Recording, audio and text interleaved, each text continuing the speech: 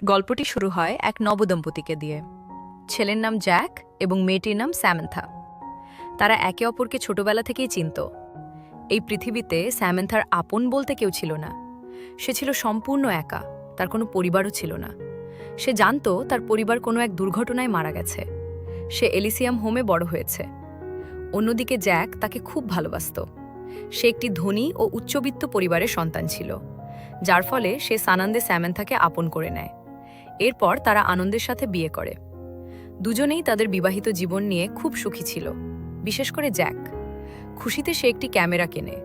সে স্যামেন্থাকে বলে যে তারা একটি সুন্দর জীবন কাটাবেন এবং সে প্রতিটি সুন্দর মুহূর্ত এই ক্যামেরায় রেকর্ড করে রাখতে চায়।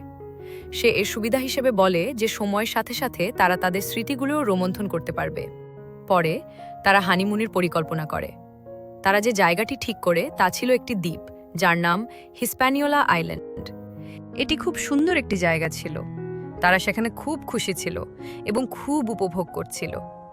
তাদের বিবাহিত জীবন বেশ ভালোই কাটছিল। সবকিছু স্বাভাবিকভাবেই চলছিল।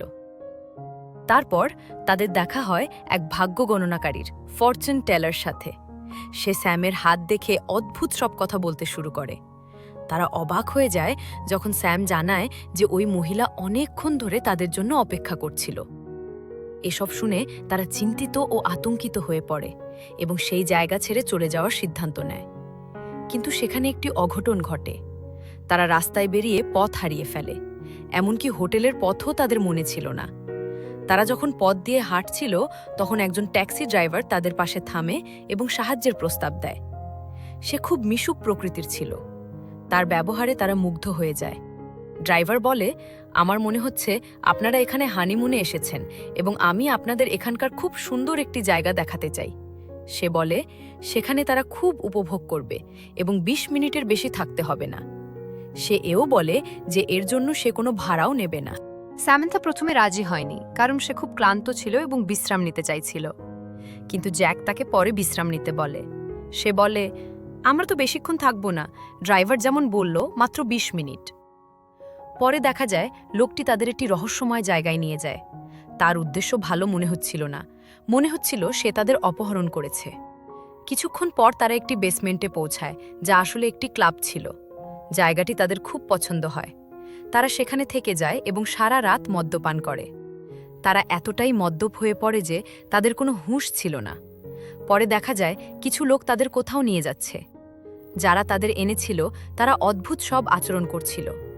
তারা স্যামকে একটি জায়গায় শুয়ে তার চারপাশে গোল দাগ কাটে এবং অদ্ভুত সব আচার অনুষ্ঠান বা রিচুয়াল পালন করতে থাকে।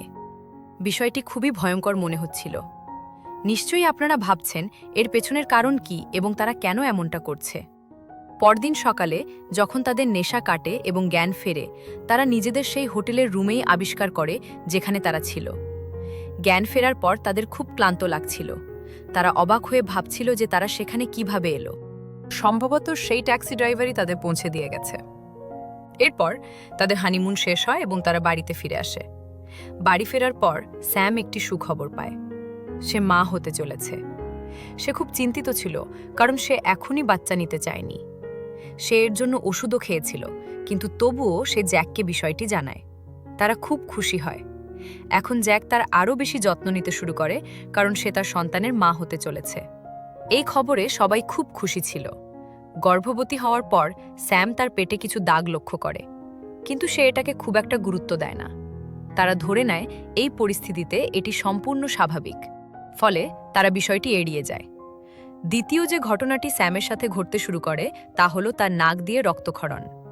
এক রাতে স্যাম ঘুমাচ্ছিল এবং জ্যাক তাকে চমকে দিতে চেয়েছিল। সে ক্যামেরায় তাকে ভিডিও করছিল। তখন হঠাৎ স্যাম ঘুমের মধ্যেই জ্যাকের হাত শক্ত করে ধরে ফেলে।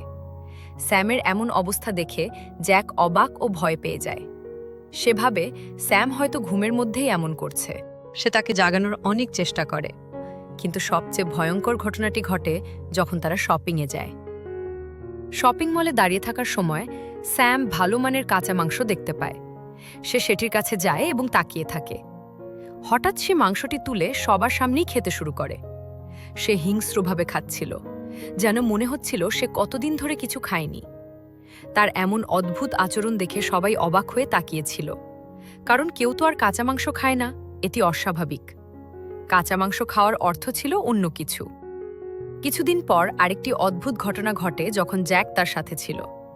তারা গাড়িতে করে যাচ্ছিল এবং পার্কিং লটে স্যাম হঠাৎ রেগে যায়। সে সেখানে পার্ক করা সব গাড়ির জানলা ভেঙে ফেলে।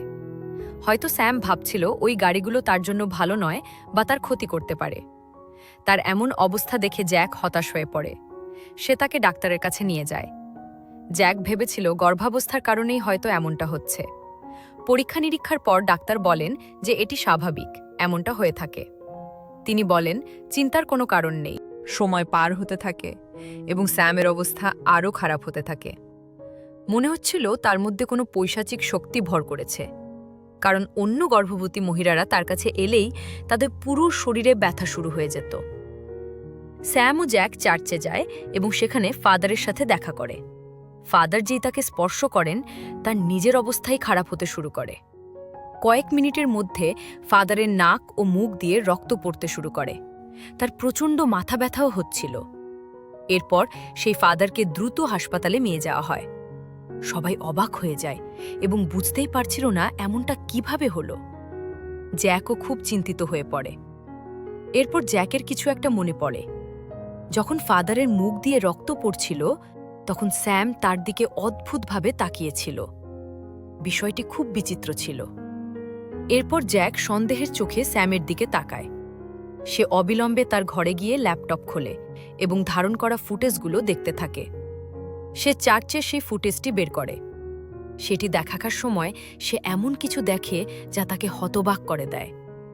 সেই অদ্ভুত বিষয়টি ছিল চার্চে সেই ট্যাক্সি ড্রাইভারের উপস্থিতি, যার সাথে তাদের হানিমুনে দেখা হয়েছিল। এটা দেখে সে চমকে যায়। জ্যাক গভীর চিন্তায় পড়ে যায়। সে ভাবছিল লোকটি কি তাদের পিছু করছে। এরপর সে হানিমুনের ফুটেজগুলো খোলে। একে একে সব দেখার পর অবশেষে সে একটি ভিডিও খুঁজে পায়। সেই ভিডিওটি তাদের অজ্ঞান অবস্থার। এটা স্পষ্ট ছিল যে তারা যখন অজ্ঞান ছিল অন্যরা তাদের বয়ে নিয়ে যাচ্ছিল। তাদের সাথে যা কিছু হয়েছিল সেই অদ্ভুত আচার, অনুষ্ঠান বা রিচুয়াল সবই ওই ভিডিওতে ধরা পড়েছিল। জ্যাকের সন্দেহ এবার বিশ্বাসে পরিণত হয় এবং সব কিছু তার কাছে বাস্তব মনে হতে থাকে। সে বুঝতে পারে তাদের সাথে যা ঘটছে তা স্বাভাবিক নয়। সে ভাবে এসব পরিস্থিতির পেছনে বড় কোনো কারণ আছে। এরপর সে গভীর চিন্তায় পড়ে যায় যে এখন তার কী করা উচিত। সে তার এক বন্ধুকে বাড়িতে ডাকে যাতে সে পরিস্থিতি পর্যবেক্ষণ করতে পারে। কিন্তু জ্যাক জানত না যে পরিস্থিতি এখন তার নিয়ন্ত্রণের বাইরে। তার দুর্ভাগ্য, সে যখন বাইরে গিয়ে আবার বাড়িতে ফিরে আসে দেখে কেউ তার ল্যাপটপের সব ডেটা চুরি করে নিয়ে গেছে। এটা দেখে সে হতভম্ব হয়ে যায়। তাদের মনে হয় কেউ অনেক দিন ধরে তাদের উপর নজর রাখছে এবং পিছু নিচ্ছে। সে চিন্তিত হয়ে পায়চারি করছিল। হঠাৎ জানলার দিকে তাকিয়ে দেখে কেউ সেখানে এক অদ্ভুত ধরনের মাটি ছিটিয়ে রেখেছে।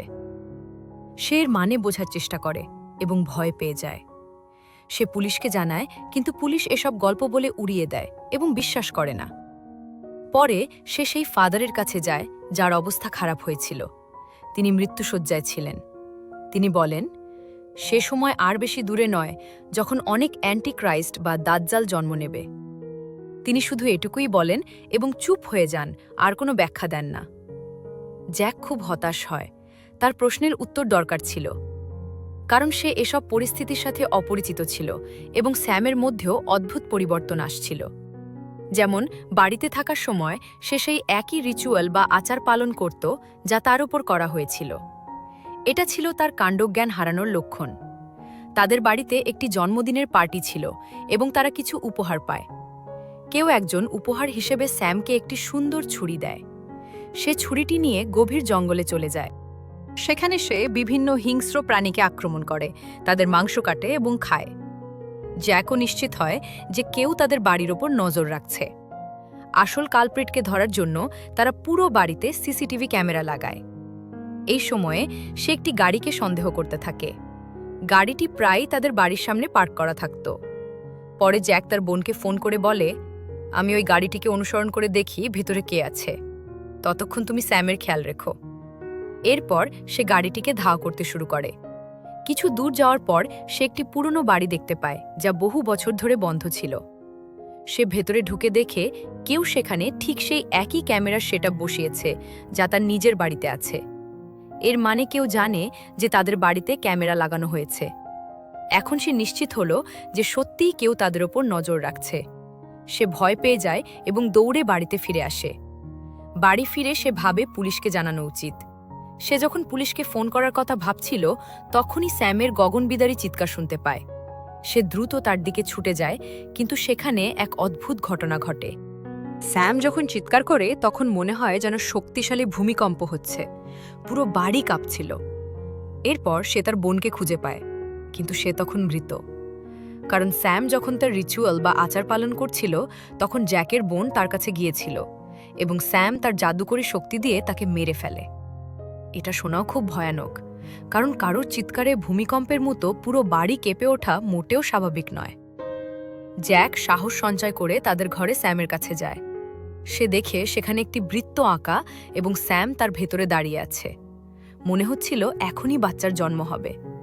জ্যাক দেখে স্যামের অবস্থা খুব খারাপ। সে তাকে সাহায্য করতে এগিয়ে যায়, কিন্তু কাছে আসতেই স্যাম তার জাদুকরী শক্তি দিয়ে জ্যাককে শূন্যে ছুঁড়ে মারে। স্যামের গলায় বা শরীরে পেঁচানো বেল্ট বা দড়ি জ্যাক কেটে ফেলে। বেল্ট কাটার সাথে সাথে স্যাম পড়ে যায়। সে অজ্ঞান হয়ে যায় এবং কিছুক্ষণ পর জ্ঞান ফিরলে স্বাভাবিক অবস্থায় ফিরে আসে। তার অবস্থা দেখে জ্যাক ভয় পেয়ে যায়। সে বুঝতে পারছিল না কি করবে। সে স্যামের দিকে দৌড়ে যায়, কিন্তু তখন অনেক দেরি হয়ে গেছে। স্যাম মারা যায়। পরে দরজা খুলে যায় এবং সেই রহস্যময় লোকগুলো ভেতরে আসে। তারা স্যামের পেট চিরে বাচ্চাটিকে বের করে আনে এবং তাকে নিয়ে চলে যায়। জ্যাক তাদের দিকে তাকিয়েছিল, কিন্তু সে এতটাই স্তম্ভিত ছিল যে কিছুই করতে পারেনি। সে খুব ভেঙে পড়ে। পুলিশ এসে তাকেই সবকিছুর জন্য দায়ী করে গ্রেফতার করে। দোষ তার ওপরই আসে, কারণ সেই রহস্যময় লোকগুলো কোনো প্রমাণ রেখে যায়নি। এরপর আমরা দেখি সেই ট্যাক্সি ড্রাইভার যে জ্যাক ও স্যামকে নিয়ে গিয়েছিল, সে অন্য এক দম্পতিকে তার সাথে যাওয়ার জন্য জোর করছে। গল্পটি বোঝা কঠিন এবং বেশ জটিল। এই পৃথিবীতে নানা ধরনের মানুষ আছে। একটি দল আছে যারা শয়তানের পূজা করে। স্বাভাবিকভাবেই তারা ভালো মানুষ নয়। তাদের অনেক পৈশাচিক ক্ষমতা থাকে। তারা এই পৃথিবীতে আসে শিশুদের জন্মের মাধ্যমে। তারা এমন মায়েদের বেছে নেয় যাদের নিজস্ব কোনো মা নেই বা যারা মাতৃহীন হয়ে বড় হয়েছে। তারা সেই শিশুটিকে নিজেদের সাথে নিয়ে যায়। তাদের একটি কাল্ট বা সম্প্রদায় আছে যা বেশ বড়। তারা সেই শিশুটিকে একটি পরিবারের মতোই বড় করে তোলে। ছোট থেকে বড় হওয়া পর্যন্ত, বিয়ে হওয়া পর্যন্ত তারা তাকে নজরে রাখল। তারা এতটাই শক্তিশালী যে তাদের পক্ষে এই ধরনের মেয়েদের ফাঁদে ফেলা কঠিন কিছু নয়, কারণ তাদের সংখ্যা অনেক। তারা মৃত বা নিখোঁজ মায়েদের মেয়েদের টার্গেট করে এবং তাদের উপর রিচুয়াল বা আচার প্রয়োগ করে। প্রথম আচারের মাধ্যমেই ওই মেয়েরা গর্ভবতী হয়ে যায়। বাচ্চা জন্ম না নেওয়া পর্যন্ত তারা ওই মেয়েকে নজরে রাখে এবং জন্মের পর বাচ্চাটিকে নিয়ে যায়। সেই বাচ্চা কোনো সাধারণ মানুষের সন্তান নয়, বরং পৈশাচিক শক্তিসম্পন্ন নারীর গর্ভজাত, যাদের ওপর অশুভ আচার করা হয়েছে। ফাদারও ভবিষ্যৎবাণী করেছিলেন যে অনেক দাজ্জাল বা অ্যান্টিক্রাইস্ট জন্ম নেবে। তারা তাদের মতোই একজন। তাদের পৈশাচিক ক্ষমতা থাকে এবং তাদের অ্যান্টিক্রাইস্ট বলা হয়। এদের মায়েদের বেঁচে থাকার কোনো মোটিভেশনস নেই। তাদের কাজ শুধু ওই বাচ্চাটিকে জন্ম দেওয়া পর্যন্ত। বাচ্চা জন্ম নিলেই শয়তানের উপাসকরা তাদের কাজ শেষ করে বাচ্চাটিকে নিয়ে যায়। এখান থেকে বোঝা যায় সম্ভবত স্যামের মায়েরও একইভাবে মৃত্যু হয়েছিল। আর এখানেই মুভিটি শেষ হয়েছে। তো বন্ধুরা, আজকের মুভির গল্পটি কেমন লাগলো লাইক কমেন্ট করে নিশ্চয়ই জানাবেন। দেখা হচ্ছে পরের ভিডিওতে। ততক্ষণ ভালো থাকবেন। টাটা।